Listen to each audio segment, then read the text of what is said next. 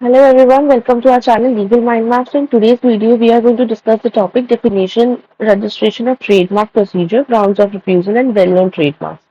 तो हम इस पूरे टॉपिक को डिटेल में डिस्कस करेंगे। इस वीडियो को मैंने दो पार्ट्स में डिवाइड किया। We are right now you are watching the first part और विद सेक्शंस हम हर चीज कवर करेंगे बहुत ही इजी एक्सप्लेनेशन के साथ। Let's start our video. तो सबसे पहले समझ लेते हैं ट्रेडमार्क की डेफिनेशन को, जो कि trademark is legally defined section 2ZB। ठीक है, वो भी ट्रेडमार्क एक्ट 1999 के।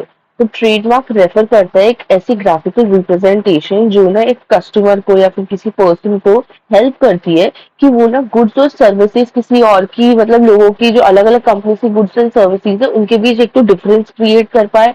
एक विजुअल एक ग्राफिकल रिप्रेजेंटेशन होती है ना, एक इमेज माइंड में बन जाती है किसी चीज की। हम कोई ब्रांड याद करते हैं तो तुरंत हमें उसका लोगो याद में आ जाता है, कुछ भी ऐसा होता है जो उस ब्रांड से रिलेटेड होता है, जो मतलब जैसे कोई सिंबल हो गया एनीथिंग। तो वो एक तरीके से ट्रेडमार्क जो है वो उस ब्रांड को अलग बनाता है और उसको एक रिकॉग्निशन देता है। ठीक है, so this means that when consumers see the trademark, they can immediately associate it with a particular source of goods and services. अब फर्दर मोर क्या है इसमें कि ना ट्रेडमार्क जो है उसके अंदर वेरियस एलिमेंट्स आ जाते हैं, जैसे कि शेप्स हो गई, गुड्स हो गए, पैकेजिंग हो गई, इवन कॉम्बिनेशन ऑफ कलर्स भी आ जाता है उसके अंदर, क्योंकि कॉम्बिनेशन कलर्स कई बार होते हैं ना चीजों के बहुत ब्राइट कलर्स होते हैं जो उन्हें थोड़ा अलग बनाते हैं। इन एसेंस एनीथिंग विजुअली, जो भी विजुअली आइडेंटिफाइबल है, जैसे कोई भी ऐसी चीज है, जैसे हमने लास्ट वीडियो में भी एक एग्जांपल लिया था कोको कोला की जो बॉटल की शेप थी। ठीक है, उसका जो विजुअल रिप्रेजेंटेशन था, उसकी बॉटल की शेप था, वो भी एक तरीके से ट्रेडमार्क के अंदर ही कवर हो रहा था। तो कंज्यूमर रिकॉग्नाइज जिस चीज से, कंज्यूमर शेप से, कलर से, लोगो से, पैकेजिंग से, जिस भी चीज से कंज्यूमर रिकॉग्नाइज कर रहा है वो सब ट्रेडमार्क के एलिमेंट्स में आ जाते हैं। Then now let's delve into the definition of a mark। अब मार्क क्या होता है? मार्क बस एक सिंबल कह सकते हो, आप एक लोगो कह सकते हो, जो आपके ब्रांड को एक पहचान देता है और दूसरों से अलग बनाता है। वो हो सकता है वर्ड्स हो सकते हैं, लोगो हो सकता है, यानी कि एक पहचान देना, basically symbols, pictures, combination. But जो इम्पोर्टेंट है वो है मार्क। मार्क होता है, मार्क जब तक ट्रेड मार्क नहीं बनता, जब तक वो ट्रेड मार्क की डेफिनेशन के जितने भी एसेंशियल्स है उनको कवर नहीं कर देता। ठीक है, जब तक वो ट्रेड मार्क एक्ट के अंदर नहीं आ जाता। Then why is trademark registration required? Trademark की रजिस्ट्रेशन क्यों जरूरी होता है? क्योंकि ये ना ट्रेडमार्क रजिस्ट्रेशन इसलिए जरूरी होता है क्योंकि ये ना पर्सन को ना, जो जिसने रजिस्टर कराया होता है, पहली बात तो उसको ना स्पेशल राइट्स देती है कि जो भी उसका ब्रांड है, उसका लोगो है, उसको प्रोटेक्ट करने का। ठीक है, कि अब उसका जो कोई लोगो या उसका ब्रांड जो है ना कोई चुरा सकता है और ना ही उसकी परमिशन के बिना कोई उसे यूज कर सकता है। कोई कॉपी कैट्स जो बैठे होते हैं बिजनेस के, या उसकी एक तरीके से ब्रांड का नाम या लोगो चुरा लेना, तो इसका मतलब होता है बिजनेस की पहचान चुरा लेना। तो उसके साथ आपकी गुडविल भी चली जाती है, तो वो चीज आपकी प्रोटेक्ट हो जाती है। No one can touch that thing. ठीक है, और एक लीगल बैकअप मिल जाता है कि आप तुरंत क्लेम कर सकते हो अगर कोई ऐसा करता है तो। Then having a registered trademark can boost your brand's reputation. Definitely आपका trademark registered brand होगा तो आपकी जो reputation है वो भी boost होगी और आपको ना और ज्यादा money बनाने में help करेगी। Even let you make money by licensing and selling। और अगर आप इसकी लाइसेंसिंग कराते हो, यानी कि थर्ड पार्टी को भी अलाउ करते हो बेचना हो या अपने बिजनेस से रिलेटेड कोई भी एक्टिविटी करना जिसमें लिमिटेड राइट शेयर होते हैं, तो उससे आपको भी फायदा होता है, आपको लिए भी प्रॉफिटेबल हो जाता है। तो एक तरीके से बिजनेस आपका सेफ रहता है इसके अंदर। अब आ जाते हैं रजिस्ट्रेशन प्रोसीजर इन स्टेप्स। समझ लेते हैं, हमको स्टेप बाय स्टेप मैंने इन्हें बांटा है बहुत ही इजी तरीके से। तो सबसे पहले तो आपको एक मार्क जो है वो ट्रेडमार्क में कब जाता है? The most important thing is कुछ भी ट्रेडमार्क नहीं हो जाता, यूनिकनेस होनी बहुत जरूरी है। वो चीज ऐसे स्पेशल होनी चाहिए, वो आपका लोगो या कुछ ऐसा होना चाहिए तो वो कॉमन नहीं होना चाहिए, वो नाम भी वो लोगो भी वो सबसे हटके, सबसे अलग, सबसे डिफरेंट, यूनिक होना चाहिए, जो वर्ल्ड में किसी और के पास ना हो। ठीक है, your trademark needs to be original, वो ओरिजिनल होना चाहिए और किसी और का लिया हुआ, किसी ऑलरेडी टेकन नहीं होना चाहिए। ठीक है, use the trademark director to search it. तो आप ट्रेडमार्क डायरेक्टर को बोल सकते हो search if chosen trademark is, if your chosen trademark is available, कि आपने जो ट्रेडमार्क अपना चूज किया है वो अवेलेबल है आपको देने के लिए या नहीं, या फिर कोई और ले चुका है, ये आप अच्छे से ट्रेडमार्क डायरेक्टर से चेक करवा सकते हो। देन आपको फिर नेक्स्ट स्टेप क्या करना है, आपको फिर करना है फॉर्म। ठीक है, आपको एप्लीकेशन सबमिट करनी है। अब वो आप ना क्या कहते हैं, मैन्युअली विजिट करके भी रजिस्ट्रार ऑफिस में जाके भी कर सकते हो, और ऑनलाइन भी कर सकते हो ऑफिशियल पोर्टल के ऊपर। उसके बाद आपको ना आप एक्नॉलेजमेंट स्लिप रिसीव होगी, जिसमें ना अलाउ किया जाएगा आपको कि आप ना टीएम का सिंबल यूज कर सकते हो एज। देन स्टेप 3 क्या है, examination by the trademark office. जो ट्रेडमार्क ऑफिस है, अब आपने जो भी अप्लाई किया आपकी एप्लीकेशन को एग्जामिन करेगा अच्छे से, और ये प्रोसेस अच्छा टाइम ले लेता है, कम से कम 12 से 18 महीने, 12 to 18 मंथ ले लेता है। अब जब सब ठीक होगा तो उसके बाद वो आपका ट्रेडमार्क जर्नल में पब्लिश कर देगा। एंड जो आप प्रॉब्लम मतलब कि अगर कोई प्रॉब्लम होती है तो आपको कोई मतलब कि आपको रिपोर्ट रिसीव हो जाएगी, जो आप प्रॉब्लम को एड्रेस करेगी, बताएगी कि एक इशू या ऑब्जेक्शन आया है। ठीक है, and you will have time to address them, और आपके पास टाइम भी होगा कि आप उस प्रॉब्लम को देख पाओ। Then publication of your trademark. एक बार अगर ट्रेडमार्क जर्नल के अंदर चला जाता है तो कोई इशू नहीं होता आपका ट्रेडमार्क रजिस्टर होने में। बट अगर किसी को प्रॉब्लम होती है तो उस प्रॉब्लम को भी उठाने के लिए, उस इशू को भी उठाने के लिए 3 महीने होते हैं, तो 3 महीने के अंदर किसी को भी अगर कोई ऑब्जेक्शन है उस ट्रेडमार्क के जर्नल में जाने से, तो वो उस ऑब्जेक्शन को उठा सकता है। ठीक है, और जो रजिस्ट्रार है वो दोनों साइड्स को सुनेगा। Then getting your registration certificate. ठीक है, अगर कोई ऑपोजिशन नहीं होता, कोई ऑब्जेक्शन नहीं उठाता है, तो आपको 3 या 4 मंथ्स में आपका रजिस्ट्रेशन सर्टिफिकेट मिल जाएगा आफ्टर इट पब्लिश्ड। ठीक है, पब्लिश होने के बाद 3 या 4 महीनों में मिल जाएगा। It can proceed for registration. Once it is in the registration process and published in trademark journal, you will receive a registration certificate from the trademark office. Then apply कौन कर सकता है ट्रेडमार्क के लिए? In simple terms, trademark can include things like logos, words, faces, images, initial symbols.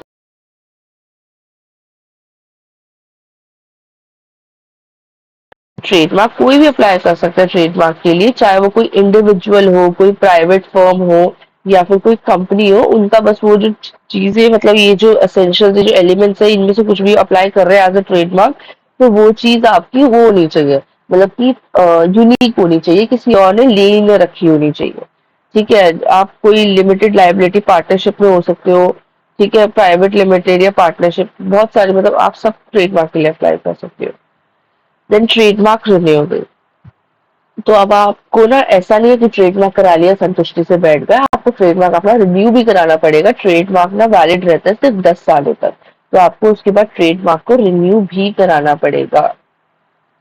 और आपको वो भी एप्लीकेशन भी जब एक्सपायर होगा उससे पहले ही, डेडलाइन से पहले आपको एप्लीकेशन डालनी पड़ेगी रिन्यू की, ताकि कोई लीगल इश्यूज ना हो कि आपने जिस टाइम पे रिन्यू नहीं कराया उसी बीच किसी और ने आपका नाम ले लिया, या कुछ भी ऐसा भी किसी ने कॉपी कर लिया, तो आप उसमें फिर आपको लीगल इश्यूज आ जाएंगे, आप प्रोटेक्टेड नहीं होगा क्योंकि उस ड्यूरेशन में आपका trademark. Now let's see what section 9 says. Section 9 में ना absolute grounds given है कि हम ट्रेडमार्क रजिस्ट्रेशन कब रिफ्यूज हो सकता है आपका, ये गिवन है। ठीक है, अकॉर्डिंग टू ट्रेडमार्क एक्ट 1999। तो सबसे पहली बात तो lack of distinctness. A trademark won't be registered if not unique. सबसे बड़ा एलिमेंट जो ट्रेडमार्क का है ना रजिस्ट्रेशन का, वो है यूनिकनेस, कि आपका ट्रेडमार्क यूनिक होना चाहिए, कॉमन नहीं होना चाहिए, या फिर टेकन बाय समवन एल्स नहीं होना चाहिए। ठीक है, वो एक डिफरेंट होना चाहिए। आपकी गुड एंड सर्विसेज का सिंबल, लोगो जो भी है वो डिफरेंट होना चाहिए। अगर बहुत कॉमन या जेनरिक नाम या कुछ भी ऐसा आप पकड़ेंगे फॉर ट्रेडमार्क, तो वो दूसरों से आपके ब्रांड को डेफिनेटली अलग नहीं बना पाएगा, और ट्रेडमार्क रजिस्ट्रेशन कराने का भी उसको कोई फायदा नहीं होगा। तो इस मामले में वो रजिस्ट्रेशन कैंसिल हो जाता है, वो नहीं होता, रिफ्यूज हो जाते हैं। Then descriptive mark. तो जो ट्रेडमार्क है ना वो डिस्क्राइब ना करे, ठीक है, सिंपली, यानी कि मतलब ब्रांड से रिलेटेड तो हो, बट वो ऐसे मतलब जो भी वो सामान बेच रहे हो उससे रिलेटेड हो कोई बात नहीं, बट वो प्रॉपरली डिस्क्राइब ना करे, बहुत कॉमन वर्ड्स के अंदर उसकी नेचर, क्वालिटी, वैल्यू या फिर और भी फीचर्स। जैसे कि एग्जाम्पल से समझ लेते हैं कि आप टेस्टी वर्ड को एज अ ट्रेडमार्क रजिस्टर नहीं कर सकते, it's a very common word, कोई भी किसी भी चीज के लिए यूज कर सकता है, तो आप फिर कल को किस किस को जाके पॉइंट आउट करोगे, right? Then mark that have become common. अब कोई ऐसा मार्क जो कॉमन हो चुका है, जो हम हर दिन एवरीडे लैंग्वेज में यूज कर रहे हैं, ठीक है, तो उसे भी हम ट्रेडमार्क में रजिस्टर नहीं करा सकते हैं, क्योंकि वो आपके ब्रांड को एनी हाउ अलग नहीं बना पाएगा सबसे। ठीक है, एक लिमिटेशन आ जाती है। देन डिसेप्टिव और कंफ्यूजिंग मार्क्स, ऐसे मार्क जो थोड़े से ना कंफ्यूज करते हैं, तो पब्लिक को, वो भी थोड़े रजिस्ट्रेशन में काउंट नहीं किए जाते हैं। जैसे एग्जांपल है, if a mark falsely suggest a connection with another brand, कोई ऐसा मार्क है जो कंफ्यूज कर रहा है, किसी के ब्रांड के जैसा जैसा सा दिख रहा है, तो वो भी रजिस्टर नहीं होगा। ठीक है, कोई बहुत महंगा या मतलब कोई बहुत फेमस ब्रांड है और एकदम उससे सिमिलर कुछ मार्क है, ठीक है, जैसे हमने देखा होगा, मैं आपको एग्जांपल दे रही हूँ, बिस्लरी की बॉटल की भी बहुत अलग अलग कॉपीज आ रहे हैं ना, एकदम एग्जैक्टली हमें यही लगता है कि बिस्लरी है, बाद में हमें ध्यान आता है तो बिस्लरी नहीं है, उसके नाम में कुछ छोटा मोटा डिफरेंस होता है। तो that is one of the thing कि वो कंफ्यूज करने के लिए लोगों को, तो वो अपने कॉपी वाले ब्रांड, वो कॉपी हो गई एक तरीके से, तो वो भी रजिस्टर नहीं हो पाते ट्रेडमार्क के अंदर। Then prejudicial prejudicial to religious feeling, ऐसा कोई नाम जो ना किसी रिलीजियस सेंटिमेंट्स को हर्ट कर रहा हो, जिनके उनके अगेंस्ट जो कुछ ऐसा दिखा रहा हो, आप करना ना चाहते हो फिर भी ऐसा कुछ शो कर रहा हो जिससे आगे प्रॉब्लम हो सकती है, तो वो भी रजिस्टर नहीं होगा। देन कोई ऐसा नाम या सिंबल या मार्क जो कोई ऑफेंसिव वे में हो, तो वो भी रजिस्टर नहीं होगा। फिर प्रोहिबिटेड बाय लॉ, ठीक है, ये मैं अभी डिस्कस कर चुकी हूँ ऑफेंसिव पे। Then prohibited by law, marks that are prohibited from use under the emblems and names, ठीक है, ये प्रिवेंशन ऑफ मिसयूज एक्ट में भी गिवन है, तो वो भी रजिस्टर नहीं होगा। एग्जाम्पल से समझ लेते हैं इस चीज को। जो नेशनल फ्लैग है, आप उसको या फिर उसके ना मतलब किसी गवर्नमेंट ऑर्गेनाइजेशन के नाम की बात करें, तो आप उसको आप रजिस्टर नहीं कर सकते, right? Definitely not. Then functional features, marks that consist of only functional features such as shape, ऐसे मार्क्स जो ना सिर्फ फंक्शनल फीचर से कंसिस्ट करते हैं, जैसे कि शेप हो गई, गुड्स हो गया, ठीक है, और features necessary to achieve a technical result can't be registered. इसको भी एग्जांपल से समझ लेते हैं, ज्यादा अच्छे से समझ आ जाएगा। जैसे कि एक लाइट बल्ब की शेप है या फिर एक डिजाइन है चेयर का, तो वो कंफर्ट देने के लिए होता है और उसे कोई भी बना सकता है, right? And same with the light bulb shape. तो आप उसको, वो जो बहुत कॉमन है बेसिकली, इन सब में आप एक एलिमेंट देखोगे जो मना किए गए हैं सब में, मोस्ट ऑफ द पॉइंट्स में, सब में नहीं, यूनिकनेस मांग रहे हैं, बहुत कॉमन चीज भी मांग रहे हैं, चाहे टेकन हो या ना हो, बट आप ऐसी चीज भी नहीं ले सकते जो कोई, जो बनाना is like important for everyone. जैसे चेयर की शेप है, आप उस शेप को कैसे आप वो कर सकते हो, ट्रेडमार्क में ले सकते हो, बिकॉज वो कंफर्ट के लिए दी जाती है। अब उसे कोई और भी तो बिल्ड कर सकता है ना उस क्वालिटी को, ठीक है। आप उस चेयर कंपनी का नाम वो ट्रेडमार्क करा सकते हो, बस उसकी यूनिकनेस होनी चाहिए, सिंबल करा सकते हो, लोगो करा सकते हो, ठीक है। शेप एक चेयर की जो जरूरी है औरों के लिए भी बनाना, वो पॉसिबल नहीं है ट्रेडमार्क के अंदर डालना। देन सेक्शन 10 में ना कलर्स की बात की है। मैं बहुत सिंपल टर्म में आपको इस चीज को समझाती हूँ कि ना, अगर एक ब्रांड को कोई कलर को ट्रेडमार्क के अंदर डालना है, प्रोटेक्ट करवाना है बेसिकली, तो उसको ना या तो ना उसे लिमिटेशन कलर्स में ध्यान रखनी पड़ेगी, लिमिटेड कलर्स चूज करने पड़ेंगे, 2 कलर्स 3 कलर्स लिमिटेड कलर्स की, वो अपना लोगो इन्हीं 2 या 3 कलर्स जो उसने प्रोटेक्ट करवाया इसी में डिजाइन करेगा, ठीक है, मतलब उसे ट्रेडमार्क में चूज करने पड़ते हैं। और अगर वो सारे कलर्स चूज करता है या तो इसका मतलब वो सब में ही अपना ट्रेडमार्क, मतलब सब में अपना लोगो बना सकता है। एग्जाम्पल से समझते हैं, जैसे कोको कोला की बॉटल है, जैसे कोको कोला ने रजिस्टर किया है ट्रेडमार्क, और लिमिटेशन है उसके कलर्स की रेड एंड व्हाइट, तो इसका मतलब है वो सिर्फ उन स्पेसिफिक कलर्स में, रेड एंड व्हाइट में ही अपना लोगो डिजाइन कर सकता है, ठीक है। लोगो उसका रिप्रेजेंट करेगा, डिसाइड करेगा कि वो ट्रेडमार्क दूसरों से अलग है।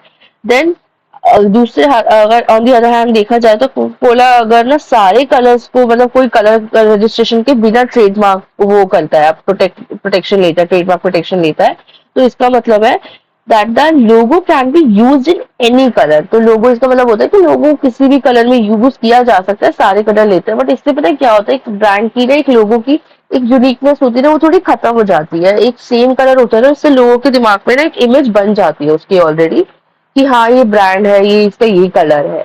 जैसे हमें पता है कोको कोला का क्या डिजाइन, क्या कलर है। जैसे मैगी हो गया, मैगी का हमको पता है येलो कलर का पैकेट आता है, तो ऐसी बहुत चीजें होती है जो हमारे दिमाग में उसी टाइम पे बन जाती है. That's it in this video. Please don't forget to like, share and subscribe to our channels. और आप बाकी सेकंड पार्ट भी इस वीडियो का देख रहे हैं, इसी टॉपिक का है और बहुत इंपॉर्टेंट वीडियो है ये, इसलिए मैंने दो में डिवाइड किया. एंड कोई भी आपको डाउट होता है, if you want to suggest anything to us, if you want us to improve anything, please comment. Okay, thank you.